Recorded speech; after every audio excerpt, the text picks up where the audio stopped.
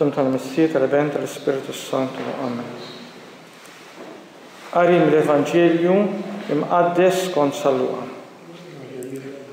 F'dak iż-żmien Ġesu ħamiegħu lil Pietru, lil Ġwanni u lil Ġakbu u tala fuq il-muntanja biex jitlob. U ġara li huwa jitlob, id-dera ta' wiċċu tbidlet u l-ilbiesi tiegħu saru ta' bjuda li tagħmex. U kien hemm żewġ irġiel jitħattu miegħu, Mosè u Elija, li deru fil-glorja jitħattu fuq it-tmiem ta' ħajtu li kellu jseħħ f'Ġerusalemm.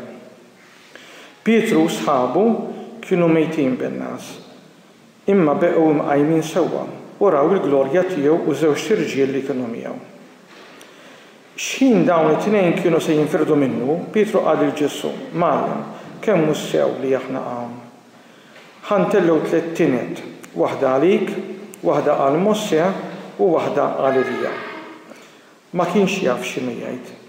Waqt li kien qiegħed jgħid dan, ġiet sħaba u għattietom u huma beżgħu kif daħlu fis-sħaba u minn ġo sħaba instama' leħen jgħid dan hu ibni l-maħtur lilu isimgħu. Ma l-instama' il-leħen Ġesu sab ruħu waħdu. Huma żammew iskiet għal dawk il-jiem ma qalu xejn lil ħadd minn dak li kienu raw. Il-kelma tal-Mulej. Bl-ebda dubju, sewa meraviljuża hija r-rivelazzjoni li jagħmel Ġesu Kristu tiegħu innifsu fuq il-muntanja, ma jsemmix li min hi il-muntanja. Fejn in-natura divina tiegħu titfaċċa u tinħeba in-natura umana tiegħu. Naħseb li l-uniku ġrajja li għandna qabel il-passjoni fejn in-natura divina ta' Kristu titfaċċa daqshekk għalhekk insejħula teofanija bil-Grek, il-glorja ta' Alla, għax il-mirakli mhumiex prova tad-divinità tiegħu. Għalkemm xi ħud jgħidu wkoll li dejn hija post qawmi, ġifieri din saret wara l-qawmi imma il-Biblisti, il-maġġoranza l-kbar tal-Biblisti kollha jgħidu li hija qabel il-passjoni u tagħmel sens. Ekku, u l-istess din ir-rivelazzjoni sewwa bħal dik li nsibu fl-ewwel qari li ħanaqraw il-ħadd li ġej għandha karatteristiċi partikolari illi jibnuha, għandek il-montanja, għandek l-bisabjat illi jagħmmex id-dera ta' Mosè u ta' Elija u n-nas kbir u l-biża'. Imma tgħid jinnota li din il-ġrajja skont San Luqa rridu niftakru li huwa kittib ordinat ħafna. L-iktar kittib ordinat li ħaġa kien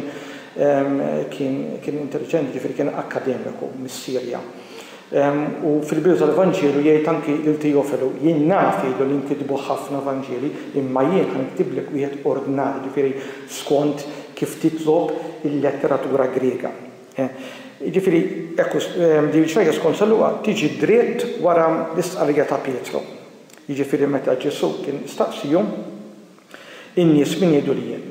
U jaġi staqsihom imma intom min tgħidu li jien. U Pietru kien wieġeb inti il-Messija ta' Alla.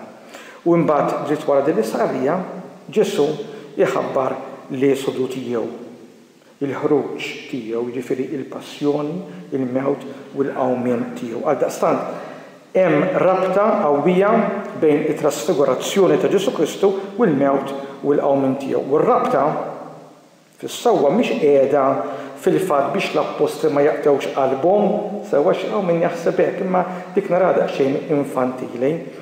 Imma fl-identità proprja ta' Ġesu bħala il-Mulej, il-Messija li benta Alla il-feddej biex toħroġ din. Ġesu huwa l-Mulej Messija u li benta Alla il-feddej għax hu bħala persuna divina li din ħadd ma kien joħlomha kien kapaċi jgħaddi mid-tbatija il-mewt u l-qawmien. Issa, bit-trasfigurazzjoni San Luqa jala il-parti tal-predikazzjoni ta' Kristu fil-Galilija.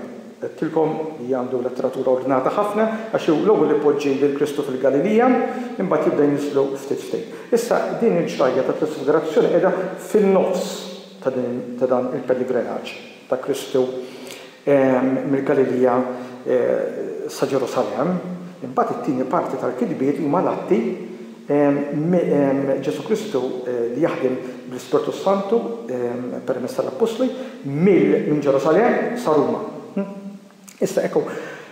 Allura hawnhekk għandna jisallu għal juri li Kristu nieżel lejn Ġerusalemm, imma qabel ma jinżel ħajjiqaf hawnhekk. U tajjeb innotaw ukoll li fl-ewwel parti tal-Evanġelju sponsalluha għandna diversi stqarrijiet dwar Ġesu li indirettament jirreferu għan natura divina tiegħu. U għalhekk din il-ġrajja ta' trasfigurazzjoni hija bħal donna il-qofol tal-istqarrijiet dwar Ġesu Kristu. Li bija salluqa jaqgħad l-ewwel parti mat-tieni parti tal-Evanġelju. Pereżempju xi ħud mill-istqarrijiet fl-ewwel parti tal-predikazzjoni huma għandek l-ewwel waħda pereżempju għandek l-Anġlu Gabriel lil Marija, Ġesu bin l-ola. Imbagħad għandek Elisabetta lil Marija, kif ikun dan li jom il-mulej hemmhekk juża l-kelma il-kirjos, li kienu jużawha biss għal Alla. L-anġlu tal-mulej waqt it-twelejt, twelidilkom illum fil-belt ta' David il-ħelis ju il-Messija il-mulej. Imbagħad xmuni xwejja fil-kantiku tiegħu Ġesu bħala id-dawl u s-sebħ ta' Iżrael, il-glorja ta' Iżrael. Imbagħad Ġesu fuq innifsu fit-tempju meta Marija u Ġuseppi tilfuh ma tafux li jien għandi nkun fid-dar ta' missieri, mhux fid-dar ta' missieri, ngħidu ta' missieri, imma ta' missieri. Hemmhekk ikompli, l-istess Ġwanni l-Ammidi, Ġesu jagħmel bl-Ispirtu u s-Santu u n-nar. Il-leħen mis-sema waqt il-Magħmudija, Ġesu iben jgħid il-leħen, l-iben il-maħbub li fejn Alla jsib l-għaxqa tiegħu. Imbagħad għandek pereżempju xi mirakli li mxajta il-qaddis ta' Alla. Jgħidlu, għandna x'taqsmu miegħek inti l-qaddis ta' Alla. U l-istess imbagħad wara ftehim għandek il-miraklu tal-imxajtnejn inti li ben ta' Alla. Imbagħad iċ-ċenturjon qabel il-fejqan tal-qaddej tiegħu, Ġesu il-mulej ma jistħoqlix jidħol taħt is-saqaf. Imbagħad l-appostu waqt it-tempesta, Ġesu hawnhekk jgħidulu minnu dan li jordna r-rieħ u l-ilma u jisimgħu minnu. Ġifieri għandek il-Kristu il-pantokrator, ġifieri il-ħalliq ta' kollu xiex għandu qawwa fuq dawn l-elementi. Imbagħad fl-aħħar qabel dejn ukoll għandek l-imxajtan ta' Gerasa, binalla l-ogħla jsejjaħlu. Issa il-Vanġilu dik qedtilkom daqsxejn ta' introduzzjoni biex indaħħalkom daqsxejn fil-kuntest. Jibda xi 8 ijiem wara dawn it-taħdidiet, hekk jibda l-Vanġielu. Ġesu ħamju lil Pietru u l-Ġwanni u l-Ġakbu u tela fuq il-muntanja biex jitlob 8 ijiem. Dan ir-rakkont jagħmel ħafna sens jekk nifhmuh fil-kuntest tal-festa Ludija imsejħa tal-Erejjex, tat-Tiniet, tat-Tabernakli. Tabernakli hija kelma bil-Latin tabernakulum li jfisser tinda għarix. Fejn it-8 kien l-aħħar wieħed ta' din il-festa. Huwa mhux biss in-numru 8 li jindika din il-festa tal-Erejjex, imma wkoll Mosè, Elija, id-dawl u l-Erejjex li mbagħad isemmi Pietru jindikaw din il-festa. Din il-festa tal-Erejjex billudi il-festa tas-Sukkot nistgħu ngħidu li kienet l-akbar festa u tissemma fl-aktar kalendarji antiki tal-Lut. Nsibu fl-Esodu, fil-Levitiku hija msejħa bħala l-festa tal-Mulej, fil-ktieb tan-Numri u fil-ktieb tar-Rejiet hija msejħa sempliċement il-festa, bl-artiklu il-festa. U anke Giuseppe Flavio jirreferi għal din il-festa bħala l-akbar waħda, l-iktar waħda qaddisa u l-ikbar waħda fost il-festi tal-Lut. Oriġinarjament din il-festa kienet il-festa tal-ħsad li kienet taħbad fil-ħarifa. Il-poplu kien ikun ġabar il-ħsad kollu, ħsad kbir kien ikun tal-ħarifa, għandek il-qamħ mfarrak, l-imbejt u ż-żejt il-ġdejt, u mbagħad kien isir pellegrinaġġ għat-tempju b'ħafna kant u sfejn. L-isem tal-Erejjex xtejdu li x'għandi x'jaqsam l-isem tal-Erejjex aktar ġej mill-fatt li biex kienu jagħmlu l-ħsad il-kbir tas-sena kienu idumu ġranet sħaħ u għalhekk il-bdiewa kienu jitrasferixxu ruhom fl-ħelieqi u jgħixu fl-erejjex. Imbagħad daħlet l-idea li din kienet tfakkar ukoll f'dawk l-40 sena li l-poplu ta' Mosè kien għex fid-deżert fl-erejjex, imma din hija pjuttost idea tardiva. X'nistgħu ngħidu wkoll f'dawn it-8 ijiem? Luqa li jikteb xi 40 sena wara li Kristu tal-sema ibiddel in-numru tal-jiem sitta li nsibu f'Marku, għax Marku jgħid wara 6 ijiem. Għal 8 ijiem. Bla dubju, Luqa dan jagħmlu wkoll sabiex jisħaq fuq il-ħadd l-ottava tal-għid, il-jum tal-insara. Kif it-trasfigurazzjoni hija tħabbira tal-misteru tal-għid, hekk ukoll allura din il-ġrajja hija tħabbira tal-Qudiesa. Għax x'inhi l-Qudiesa jekk mhux il-misteru tal-għid. Isemmi l-Pietru, il-Ġwanni u l-Ġabbu. Luqa jbiddel is-sekwenza tal-Apostli. din importanti. Ġifri Ġvanni jiġi wara Pietru u qabel Ġabbu. U dan jurina li l-Knisja tal-Luqa, l-Knisja tas-Sirja, kienet mitla ħafna ta' Ġvanni l-Evanġelista u Apostlu. U nafu li anke l-letteratura ta' Luqa għalkemm Luqa kien għamilha ħafna ma' San Pablo imma hija ispirata wkoll mit-teoloġija ta' San Ġwan Ġovanni. Ix-xhieda tlieta dan ifisser li huwa importanti, ġifieri din hija ġrajja importanti ħafna għax ix-xhieda hija tlieta. Fil-fatt biżżejjed naqraw it-tieni jitra ta' San Pietru, dan il-fatt ġifieri jissiġilla l-awtorità vera tax-xhieda ta' Pietru, ċerli dak li qed iħabbar Pietru f'din litra u minnu, għax hu jgħid għax aħna konna preżenti miegħu fuq il-muntanja, ara kemm jagħti importanza ħafna San Pietru. Jgħidilna jitlob, issa hu juża kelma bil-Grek, prosiokomai, ġifieri jadura, dik il-kelma li juża. Għaliex għax it-talb veru huwa dak letteralment ta' adorazzjoni, ġifieri tintafa' mal-art u d-dimalla fiskiet bħal wieħed skjaf jew għaddej li jitlob il-ħniena ta' Sidu. Ekku Ġesu kien konxju li l-glorifikazzjoni tiegħu kellha tgħaddi mit-triq ta' tbatija u għalhekk qed jitlob hekk Kristu qabel il-pellegrinaġġ tiegħu lejn Ġerusalemm għax dana kien imnebbaħ ma xiex kien ħajiltaqa'. Il-Vanġelu jkompli u ġara li huwa jitlob id-dera ta' wiċċu tbidlet u l-ilbiesi tiegħu saru ta' bjuda li tagħmix. Tbidlet hawnhekk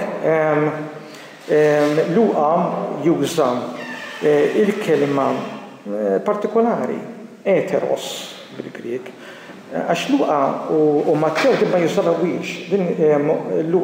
Marku u Mattew jużaw il-kelma metamorfose.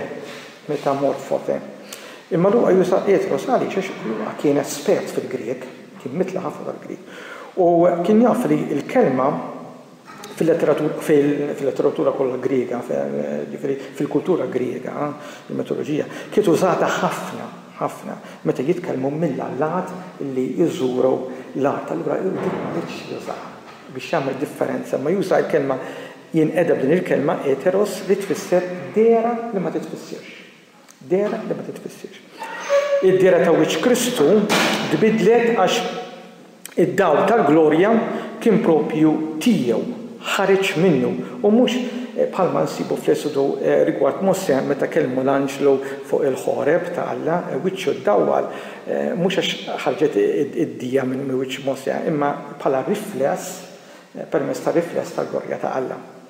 U deru żewġ irġiel jitħattu miegħu li kienu Mosè u Elija dawn deru fil-glorja jitħattu fuq it-tmiem ta' ħajtu li kellu jseħħ f'Ġerusalemm. Din ir-rivelazzjoni hija wirja fejn id-dawl qawwi ta' Kristu juri li l-liġi u l-profeti jirteqgħu ma' xulxin għax Mosè jirrappreżenta l-liġi u Elija il-profeti. U jsibu dawn it-tnejn il-perfezzjoni is-sħuħija it-tifsira propja fi Kristu. Imma it-taħdida ta' Mosè u Elija fija x'tifhem. Ħanaraw, dawn kienu jitkellmu dwar it-tmiem. U Luqa juża l-kelma exodos fil-Grek. Dinja Luqa huwa l-uniku illi fir-rakkont ta' trasfigurazzjoni jitkellem minn dan id-dialogu bejn Kristu u Mosè u Elija. Dan id-dialogu kien jikkonsisti fil-exod, ġifieri fil-ħruġ ta' Kristu. Issa fil-lingwa oriġinali tal-Evanġelju m'għandniex il-kelma tmiem jew tluq, bħal kieku Kristu ħajitlaq, iżda għandna l-kelma eżodo. U dan xi tifisser? Dan Kristu fit-trasfigurazzjoni tiegħu xtaq iħabbar lejt tiegħu illi ser ikun l-eżodu il-viru, il-kbir, mhux bħalma kellu Mosè, illi tafahom fid-deżert u minn dak li daħlu fid-deżert ħadd ma ħareġ ħaj, imma dak li twildu biss fid-deżert. Illi dan l-eżodu l-kbir ta' Kristu li hu ser joħroġ lill-umanità kollha fil-libertà meħlusa mid-dnub. U dan l-aqwa eżodu kellu jsir bid-tbatija u bil-mewt u l-qawmien kif ħabbru l-liġi u l-Mosè u l-profeti u għalhekk qegħdin hemmhekk. It-tmiem, Luqa jixtieq jgħallimna li l-glorifikazzjoni allura l-glorja ta' Kristu li kellu minn dejjem kellha tidher qudiemna għall-fidwa tagħna kif qedtilkom bid-tbatija u l-mewt. Imma barra minn hekk il-qawmien tal-ġisem mill-imwiet li Luqa jixtieq jgħaddi l-insara Lut tiegħu għax hu kellu fit insara Lut għax il-Knisja ta' Luqa kienet imħalta ħafna, kellu ħafna insara ġejjin mid-dinja ellenistika, ġifieri mid-dinja Griega, dik pagana nsejħula. Imma mbagħad kellu wkoll xi ftit Lut tad-diaspora, ġifieri dak li kienu jgħixu barra minn Ġerusalemm. U min iżomm illi Luqa kitib wara il-waqt ta' Ġerusalemm, jisru fis-sena 70, allura kellu anki Lut illi ħarġu minn Ġerusalemm. U allura rrid jgħaddi li dawn l-insara Lut tiegħu illi permezz ta' Kristu kellu jintlaħaq din il-glorifikazzjoni sewwa u mhux dan l-eżodu veru ta' glorja kellu jintlaħaq bi Kristu u mhux bil-liġi u l-profeti illi huma kienu dejjem jitgħallmu. Mela il-festa tal-Irejjex issa sabet is-sens ġust tagħha. Maħniex ħankomplu nikkontemplaw il-ġejt tal-ħsad jew il-Lut fid-deżert, imma il-veru ġejt jiġi mill-għerf ta' Kristu u mhux minn Mosè u Elija u d-deżert u l-mixja tal-ħajja tagħna li jiġi imdawwal bil-eżodu ta' Kristu. Pietru u sħabu kienu mejtin bin-nas, imma beqgħu imqajmin sewwa u raw il-glorja tiegħu u ż-żewġ irġiel li kienu miegħu. Mejtin bin-nas, ħobnos. Dan in-nas għal Luqa huwa ġbija ta' djufija spiritwali, bħalma fil-fatt insibu l-istess djufija fil-ġnien tal-Ġetsemani, taż-żabbiwġ, fiż-żewġ estremi ta' talb, it-tnejn Kristu qed jitlob, imma insibu n-nas tal-Apostoli, it-tnejn sewwa fuq il-muntanja u fil-ġnien. Imma fejn fil-ġnien taż-żabbiwġ in-nas baqa' ma tfixkelx, beqgħu għaddejjin bin-nas. Għax iċ-ċirkustanza kienet maħkuma mis-sija ta' dlamijiet, kif jgħid Kristu, imma din hija s-sija ta' dlamijiet tagħkom, ġifieri u swit il-qalb. Imma hawnhekk fuq il-muntanja in-nas ġemerbuh għalkemm kienu binasmi ta' kieden, għaliex għax iċ-ċirkustanza kienet imdawla bid-dawl ta' Kristu. U mhux bit-tradimenti u bis-sija ta' dlamijiet.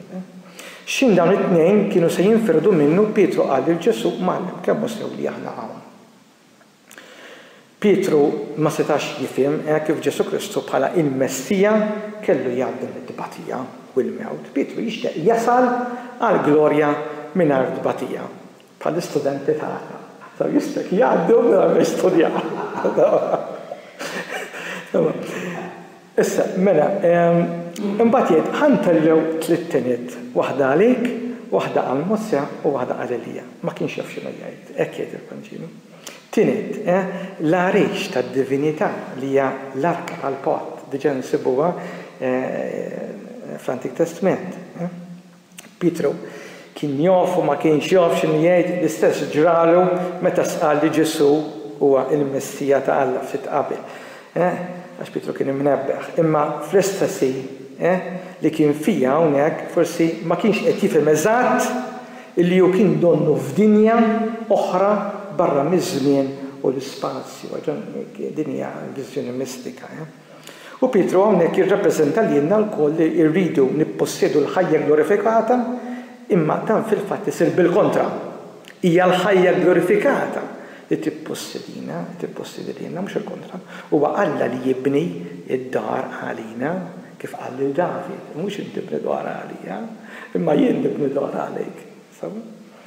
U barra minn hekk iridu ngħidu wkoll li Pietru meta semmi tliet tinituri li kien għadu ma fehmx is-superjorità ta' Kristu fuq Mosè u Elija. It-tien tat-tabernaklu hija waħda dik ta' Kristu. Din jispjega jilna perfettament Ġvanni l-Evanġelista meta fil-bidu tal-Vanġelu vers 14 u l-kelma saret bniedem u waqfet it-tinda fostna. Waqfet it-tinda fostna. Imbagħad jgħid waqt li kien qiegħed jgħid dan ġiet sħaba u għattithom huma besew kif daħlu fis-sħaba. Sħaba ġew mottija bil-qawwa tagħna dik tfisser. Din is-sħaba hija l-veru għarix tabernaklu li jixtieq Alla. U beżew fobejhom. Jifieri l-apposti beżew minħabba l-kundizzjoni spiritwali li daħlu fiha. Niftakru fl-Esodu kif malli is-sħaba niżlet fuq l-għarix fejn kien hemm l-arka. Ħadd ma kien jirnexxielu jersaq laqqas Mosè.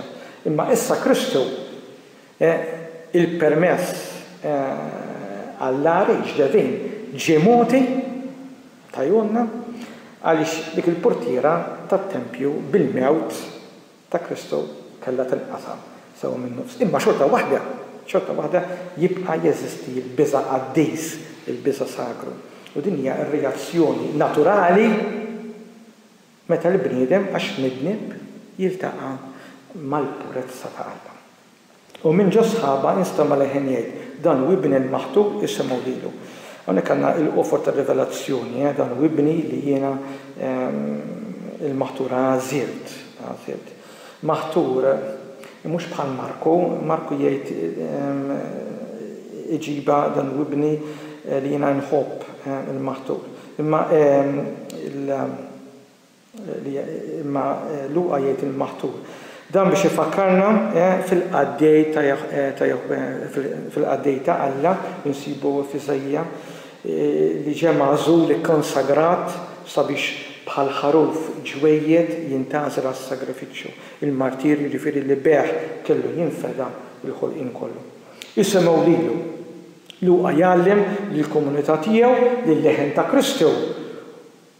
Huwa superjuri huwa dak li jgħaddi lil Mosè u lil Elija. Issa mawlilu jista' jkun li ġara darba kif qedtilkem il-Knisja ta' Luqa li fosthom kien fost insara Griki kien hemm ukoll ix-xirka Ludija, ma jinqoss il-fatt li dawn beqgħu jagħtu importanza kbira lil Mosè lill profeti u għalhekk Luqa qed ifakkar li dawn il-lut insara il-leħen ta' Alla li jikkonferma li s-salaqda ma' Alla issir permezz ta' Ġesu Kristu, mhux aktar permezz tal-liġi u l-profeti. Il-liġi u l-profeti anzi jisibu t-tifsira ġusta tagħhom fil-persuna ta' Kristu. Nofu biċ-ċert li l-ewwel inkwiet li kien hemm kien jekk inkomplux nżommu aħna li issa qegħdin nemmnu Ġesu Kristu huwa il-Messija, jekk inkomplux nżommu il-liġi ta' Mosè. Dan kellu jiġi stabbilit fl-ewwel konċilju ta' Ġerusalemm fis-sena 50. Jifieri dan beqgħu ħafna lut li qegħdin ikomplu jgħixu il-liġi ta' Mosè. Mela hawnhekk jidher il-misteru moħbi fi Kristu, moħbi taħt il-fiżiku ta' bniedem li jimxi it-traqat tal-Palestina. Donnu minn fuq il-persuna ta' Kristu li binta Marija tneħħa l-velu u tfaċċat id-divinità. U dan huwa biss nitfa mid-dawl li jgħammex lil Kristu illi beħ Kristu kien idawwar lilna. Xejn nistemma li Ġesu kien jinsab waħdu. Bħal Ġwanni il-Battista hekk ukoll kellhom jiġrilhom Mose u Elija, Ġwanni x'qal Battista, u jeħtieġ jikber u jien nonqos. Ekku, mela f'Ġesu Kristu seħħet ir-rivelazzjoni perfetta u definittiva ta' Alla. Issa hu biss, inħarsu leh biss. Huma żemmew iskiet u għal dawk il-jiem ma qalu xejn u lil ħadd minn dak li kienu raw. Dan is-sigriet, dan l-apposti żammew fis-sigriet dell-esperjenza tal-glorja ta' Ġesu għax ix-xandir tal-bxara tajba kellu jisseħ bil-biġġa tal-Ispirtu Santu, bil-biġġa tal-Pentekoste. L-Ispirtu Santu kellu innabbaħhom u jifhimhom l-esperjenza ta' Kristu. Din hija l-famuża kerigma apostolika. U Kristu stess jgħidilhom qabel waqt iċ-ċena, jiena immur biex nibgħat l-Ispirtu Santu jekk ma jew ħajfhimkom jew jagħtikom is-saħħa biex ixxandru u tgħixu dak li jiena għallimtkom u rejtkom. Ekku mela wara din ir-rivelazzjoni Kristu niżel fuq il-muntanja u jerġa' lura qalb l-imnikta, il-midimba u qalb dawk ta' rashom ibsa. Mela t-trasfigurazzjoni ta' Ġesu fuq il-muntanja għandha tfakkarna kif Ġesu kellu jmiss l-abbissi ta' tbatijiet imma mbagħad jitwalla għall-glorja, għall-aqwa glorja.